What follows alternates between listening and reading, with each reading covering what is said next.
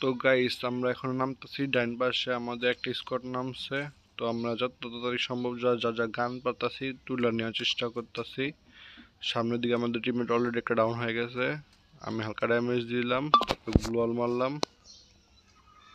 আমি আরো ভালো ভালো গান খুঁজতেছিলাম, এখন আবার বাইজনই পেয়ে গেলাম আবার।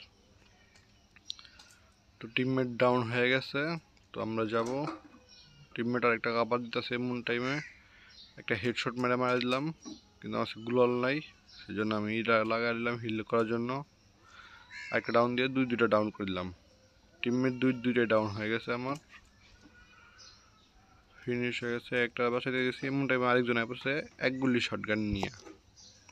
তো আমি পিছিয়ে একটু কভারে গেলাম, এনিমিকে দেখে নেই আর মারা দিলাম ওকে। আর ওদের আরেকটা টিমমেট হয়তো বা ভাইয়া গেছে, তো এখান দিয়ে একটু লুট করে নিব, টিমমেটরা বাঁচাইতে দিব। তো টিমমেটে বাঁচাই যখন এদিকে আসতে আসলাম তখনকার একটা এনিমি এলো, ড্যামেজ দিলাম, ও আমার অনেক বেশি ড্যামেজ দিছে। তো আমি হরিজিনাল মারতে মারতে ভাগতেছিলাম যাতে আমার হেলথ বাড়তে থাকে। এমন টাইমে এনিমি খেয়াল করে নাই, নয়তো আমি পিছন দিয়ে মারলাম। বাম পাশে এনিমি, ডাইন পাশে এনিমি, তার উপর আবার একটা সুনিয়র ডিমিট্রি ইউজ করতেছে। আমি ওকে দেখালাম ওদিকে গেতাছি, কিন্তু আসলে আমি ওদিকে যাবো না। দেখা আবার পিছন দিয়ে ব্যাক করছি, বুঝতে পারি নাই না হতে পারে ড্যামেজ, কিন্তু রিলোডের কারণে মারতে পারি নাই। এখন রিলোড শেষ দিয়ে মেরে দিলাম। একটা এনিমি পড়ছে, সেটাকেও মেরে দিলাম।